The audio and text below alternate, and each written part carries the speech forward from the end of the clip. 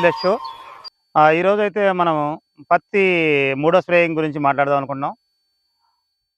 పత్తిలో వచ్చేసి కాంప్లెక్స్ ఎరువులు అవసరమా, సూక్ష్మ పోషకాలు అవసరం లేదా అనే అంశం గురించి మనం మాట్లాడుకుందాం. అదేవిధంగా పత్తిలో ఇప్పుడు చాలామంది అయితే 2 స్ప్రేలు చేసి ఉన్నారు. మూడో స్ప్రే గురించి ఏం చేయాలని అడుగుతున్నారు. ఇప్పుడు పత్తిలో మూడో స్ప్రే గురించి కూడా మాట్లాడుకుందాం. చాలామంది రైతులైతే ఎంతో ఖర్చుతో కూడుకున్నటువంటి కాంప్లెక్స్ ఎరువుల మీద దృష్టి పెడుతున్నారు తప్ప, పత్తికి ఒక మొక్కకు కావాల్సిన సూక్ష్మ పోషకాల మీద అయితే దృష్టి పెట్టడం లేదు. ఆ సూక్ష్మ పోషకాల మీద కొట్టకపోవడం వల్ల జరిగే అనర్థాలు ఏంటంటే, మనకి పత్తిలో ప్రధానంగా అయితే గోడ రాలుతూ ఉంటుంది. పత్తిలో గోడ రాలడం వల్ల మనకి దాదాపుగా కాపు కూడా చాలా వరకు తగ్గే అవకాశం ఉంటుందండి. ఇక చూడండి, ఈ పత్తి పంటలో ప్రధానంగా గోడ రాలడం అయితే జరుగుతుంది. పత్తి రైతు మూడో స్ప్రేయింగ్గా ఈ గోడ రాలకోకుండా ఉండడానికైతే మాత్రం 13-0-45 బోరాన్, మెగ్నీషియం, 13-0-45 లాంటి సూక్ష్మ పోషకాలని మనకు అందిస్తే మొక్కకైతే చాలా బాగుంటుంది. వచ్చిన ప్రతి పూత కూడా కాయగా మారే అవకాశం అయితే ఉంటుంది.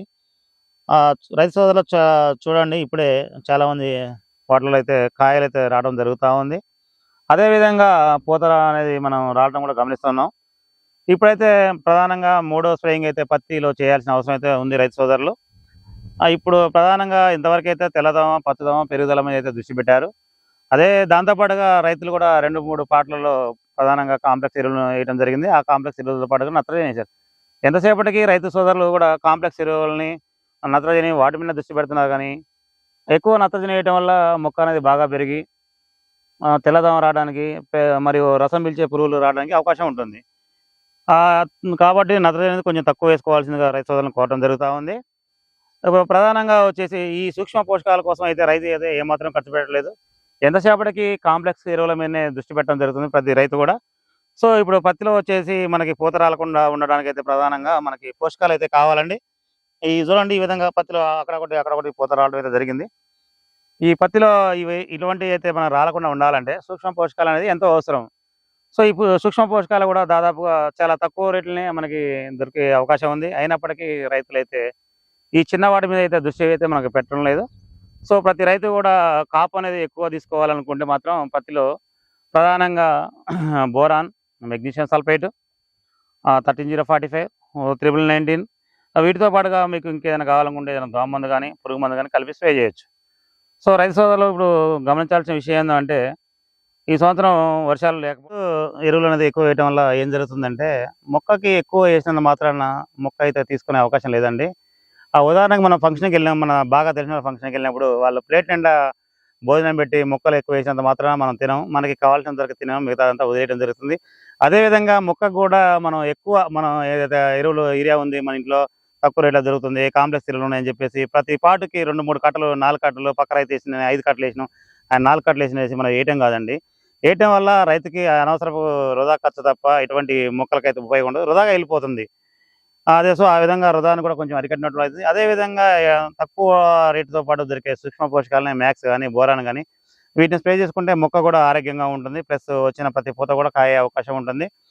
చూడండి, ఇప్పుడైతే ఈ ఫీల్డ్ అయితే మనకి ఇది మూడో స్ప్రే చేద్దామని రైతు అయితే మనని కాంటాక్ట్ కావడం జరిగింది. మా యొక్క ఫీల్డ్ చూసి మీరైతే ఎటువంటి మందులు రికమెండ్ చేస్తారో చేయండి అనేసి మన దగ్గర రావడం జరిగింది. సో ప్రస్తుతానికైతే రైతు అందుబాటులో లేడు. ఈరోజు అతను మిరపతోట వేస్తుండు. సో అతను మిరపతోట దగ్గరికి కూడా మనం వెళ్ళే ప్రయత్నం అయితే చేద్దాము. సో ఈ విధంగా అయితే ఉందండి. పత్తిలో ప్రధానంగా కావాల్సిన పోషకాలు దాదాపు 14 రకాల పోషకాలు అయితే అవసరం అవుతాయి. ఈ పోషకాలన్నీ కూడా రైతు అయితే సమగ్రంగా వాడుకున్నట్టయితే అధిక దిగుబడి తీసుకునే అవకాశం ఉంది.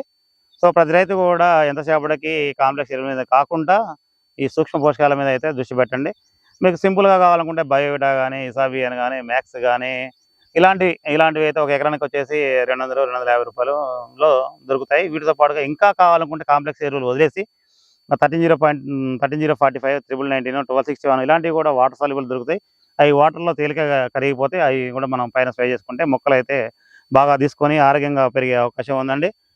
ఈ మొక్కలు కూడా మనకి ఈ పైన స్ప్రే చేయడం వల్ల మంచిగా తీసుకొని మంచిగా అయితే బాగా పనిచేస్తాయి. మనకి భూమిలో వేసిన వాటికంటే కూడా పైన స్ప్రే చేయడం వల్ల అయితే మంచిగా ఉంటుందండి. మీరు అబ్జర్వ్ చూసుకోవచ్చండి మొక్కలు అయితే ఏ విధంగా ఉన్నాయో. ఈ ఎక్కువ రైతులు ఈ కాంప్లెక్స్ ఎరువుల మీద ఖర్చు పెట్టడం వల్ల పెట్టుబడి ఖర్చు అనేది పెరుగుతుంది. సుమారుగా ఈరోజు ఏదైతే చూసుకున్నా కూడా ఒక బస్తా అయితే 2200 నుంచి 2500 వరకు అయితే మనకి మార్కెట్లో ఉన్నాయి. వాటిని కొంచెం తగ్గించుకుంటే పెట్టుబడి ఏదైతే ఉందో పెట్టుబడి తగ్గించుకొని ఈ సూక్ష్మ పోషకాల మీద దృష్టి పెట్టినట్టయితే ఖర్చు తగ్గి దిగుబడి పెరిగే అవకాశం ఉంది. రైతులకు కూడా కొంచెం మేలు జరిగే అవకాశం ఉంది. అధికంగా ఖర్చు తగ్గే అవకాశం అయితే మనకి ఉంది. సూక్ష్మ పోషకాల మీద అయితే ప్రతి రైతు దృష్టి పెట్టాల్సిన అవసరం ఖచ్చితంగా ఉందండి. ఇప్పుడున్న పరిస్థితుల్లో వాతావరణం అనుకూల పరిస్థితుల్లో కూడా పెట్టుబడి తగ్గించుకొని, ఖర్చులు తగ్గించుకొని పంట దిగుబడి పెంచుకునే విధంగా మాత్రమే దృష్టి పెట్టాల్సిందిగా రైతులను కోరుతున్నామండి.